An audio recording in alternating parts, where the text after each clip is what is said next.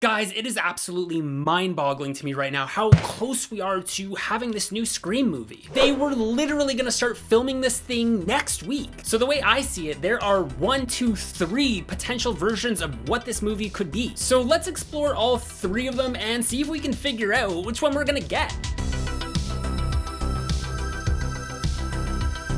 What is up, Scream team? Zach Cherry here. If this is your first time to my channel, I cover content on all things horror movies, especially the Scream franchise, and that includes news, discussions, rankings. So if that's right up your alley, you might want to consider hitting that subscribe button and turning on the bell notifications so that YouTube can alert you every time I drop a new video. Just for shits and gigs, you can toss this video a thumbs up and meet me in the comment section down below so we can talk about your predictions for the new Scream movie. What you think we'll be seeing, what you want us to be seeing, even if you want to just say hey or offer your constructive feedback. My forum is open for everyone. So before we get into the 3 scenarios, let's just recap everything that has been made official. First off, we know that Spyglass Media Group is the new production company that is going to be helming this movie. As of a month and a half ago, we know that the film has its director or directors with Radio Silence Productions duo of Matt Bettinelli-Olpin and Tyler Gillette. So they're coming off of the heels of last year's mega horror hit Ready or Not, and then of course we know that Kevin Williamson is going to be coming back, this time as an executive producer. And then lastly, we have a very brief plot synopsis, which doesn't really give a whole lot of information, but it's enough to get people's imaginations running wild. And that is that the story will follow a woman returning to her hometown to try to find out who has been committing a series of vicious crimes. So that is everything that is set in stone at this point. Notice we don't have a cast, we don't have a writer, but this was gonna begin filming next week. So unless they were just gonna like pull all that out of thin air, you have to assume that they already had everything all set and ready to go, which means they had the cast, they had the writer, they had the script. The script had probably already gone through several rewrites, so they know what this story is gonna be. They are keeping a lot of information from us. They've just given us the bare bones. But now, knowing everything that we do know, we can look at all 3 different scenarios and decide for ourselves which one we think is going to be the most plausible outcome. So the first one, this is the one that has everybody divided, as most people don't want to see this, but it's going to be a full-on reboot of the entire series. It will have nothing to do with Woodsboro, with Sidney Prescott, with any of the surviving characters. I don't think that this is going to be a remake. You can't really remake the story of Scream, but they can, you know, do it over. They've done it with the television series. Personally, I was not a huge fan, but I know some people do like it quite a bit, and essentially that's what this would be if it was a complete reboot. It'll have a brand new cast. They would most definitely have Ghostface and Roger Jackson as the voice. I think that is the consistent variable that we will see across all 3 scenarios, is that Ghostface is going to be in this. They're not going to stray away from their brand that they've created. This is going to be the same killer costume, the same MO. For all intents and purposes, this storyline will be a brand new start for the franchise and take it in new directions with new characters. I think that if this is the case, you know, this obviously won't be called Scream 5. It might be called Scream Again or Scream Louder. I believe it was 3C Films who proposed that the title of this movie could be Ghostface, which I could see them doing. So yeah, they could call it whatever. Scenario 2. Now, this is the one that most people want, and this would be Scream 5. Whether it's titled Scream 5 or Scream and then subtitle, as long as this movie follows the continuity of 1, 2, 3, and 4. So this is where we can start piecing together all the things that are unofficial. So this would include the cast, and we know that back in November, after the initial announcement about Scream 5's development, that the big 3, as I like to call them, which would be Neve Campbell, Courtney Cox, David Arquette, were all said to be in negotiations to return for this movie. But then these rumors were sort of debunked when Neve Campbell and David Arquette both separately said at around the same time that they had not received a phone call, that they were not involved in the production of this movie. It's suspicious that they both used the same verbiage, you know, not entirely verbatim, but it sounds like they have signed on, Courtney Cox included. And obviously, if they're going to be involved in a project of this scope, they're going to be signing non-disclosure agreements, so they cannot discuss it with the public, obviously. In any event, if you take the brief synopsis into account about the woman returning to her hometown, that could very well be Sidney returning to Woodsboro. Now, if this is the case, I am 100% certain that Kevin Williamson is the writer of this movie. If you go back to Scream 4's production, he initially pitched the idea of Scream 4 as a trilogy. So we would have had 6 movies by this point if they had gone with his initial plan. I've read a draft of Scream 4. I don't know if that was his original version, as I've heard that the opening scene was supposed to be a dinner party that Sidney was hosting, at which point everyone at that party is murdered and Sidney is put into a coma. I'm not sure about the details of the rest of that, but the Scream 4 draft that I read didn't have the hospital scene at the end. Essentially, the ending sees Dale and Dewey arriving at Kirby's house and finding Jill to be the only one alive. So then we have Jill getting into the character of being the victim with all of the reporters surrounding her, when all of a sudden an officer from inside the house calls out to Dewey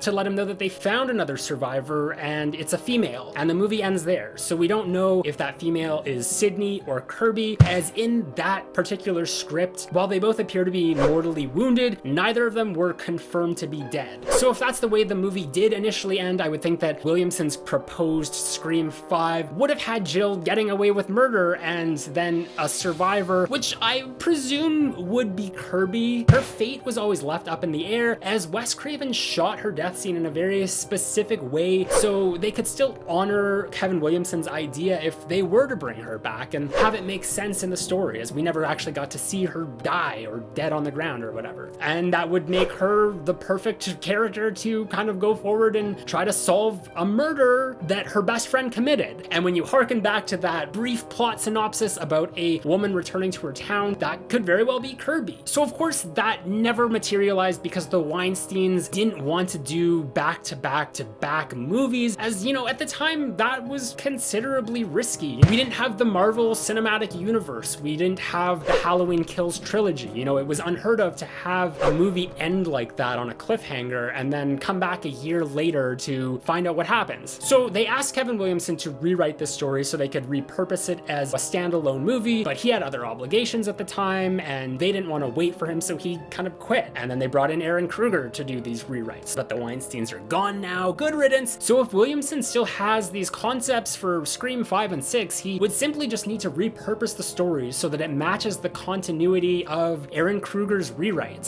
Third and final scenario, this is the one I like to call the retcon. Essentially, this would be them doing to Scream what was done with Halloween 2018. You're gonna ignore all the continuity from Screams 2, 3, and 4. It's going to pick up 25 years after the end of the original movie. In this scenario, there never was a revenge plot by Billy's mother. Roman Bridger is not Sidney's half-brother, and Jill probably never existed. This scenario is going to be very polarizing. A lot of people are going to be thrilled by it, and a lot of people are going to be very frustrated and angry, especially if they just call this movie Scream, much like they did with Halloween 2018 by just calling it Halloween. I just don't think that it's necessary. Like, if it's not broke, don't fix it. Wes Craven and everyone did a phenomenal job with 2, 3, and 4. Yes, even the middle child that nobody likes, the quality of these sequels sets the franchise to a much higher echelon than most any other horror franchise. However, it would be interesting to have Sidney return to her hometown 25 years later after the initial killing spree to try to solve a new killing spree. It's kind of like Sidney's H2O. And as much flack as Halloween H2O gets, I still think it's one of the better stories from that franchise, which actually also happens to be written by Kevin Williamson, which, you know, is an interesting correlation. You can still have all those characters come back. You know, obviously this is a different timeline, so it would just be kind of interesting to see where these characters are now, what they've been doing for the last 25 years. I did mention this in my last video, but it's important to point out again that the directors of this new movie are now following Courtney Cox and David Arquette on Twitter, so if that's not an indication that they have involvement with this movie, then I don't know what is. At the same time, they also followed Ariana Grande, Cole Sprouse, and Lily Reinhart. So there's some speculation that they are going to be in this movie as well and will make up the younger cast. So for all we know, Sidney is coming back, and she also has a 25-year-old son played by Cole Sprouse. The other thing is, because this takes place after the first movie, with the second movie never existing, is that Randy never died. So Jamie Kennedy could also also come back. And to that effect, I have something I want to reveal to you guys. I've kind of been holding on to this for a while because it was a pretty big deal for me and I wanted it to be a surprise, but Jamie Kennedy actually reached out to me a few months ago. I didn't speak to him directly, but I was in correspondence with his assistant, Alyssa. They had both seen the video that I did about Randy coming back to Scream 5, which I will link up here and down there. Essentially, he wanted to do a video with me where he could discuss his ideas of how they could bring Randy back in a way to create fan hype and sort of start an online petition. Now, obviously, I was trying to, you know, be as cool as possible, but like on the inside, I'm fanboying like crazy here. Please come on my channel. I have so much I want to ask, and sadly, it hasn't materialized yet. So there's a myriad of reasons why this could have not happened. The first one, which is the most likely, is that he just hasn't had time. He's been busy. We're in the middle of a pandemic. You know, there's a lot of things on everyone's mind. Doing this video is not the top priority for him. It could also be that he decided that coming on my channel was not worth his time, which, I mean, fair enough. That's totally fine. But he did initially approach me about doing this, so I don't see that as being the likely reason why. Another reason is that a week later, the news of the Scream 5 directors coming on board and the movie moving forward really quickly with a filming date starting in May, he might have interpreted that as, you know, it being too late to try to start engaging the fans, as this movie was clearly moving ahead and they hadn't reached out to him yet, so he just gave up. Or, and this is a bit of a stretch, but it is still within the realm of possibilities, that they did contact him and ask him to come back, and he is now also in negotiations and has also signed a non-disclosure, which means that him coming on my YouTube channel to discuss these things would now be a breach of his contract. If that's the case, then it's likely that this could potentially be the movie we're getting. Clearly, Blumhouse and Universal had a lot of success with the Halloween franchise doing that, so it makes sense that Spyglass would want to jump on that bandwagon too. Anyway, guys, those are the three scenarios of what I think Scream 5 is going to be. I want to know which one of those you guys would like to see the most, or can you think of another scenario that I forgot about? If you guys are still waiting for my Scream 3 character rankings, just know that I'm working on them. It is a chore to do. Scream 3 is not my favorite in the franchise. If you haven't seen my rankings of the characters from the first two movies, I'm gonna link them up and down for you, as well as my rankings of all 7 of the Ghostface killers. With that said, thank you so much for watching, guys. I've been Zach Cherry, and I'll be right back.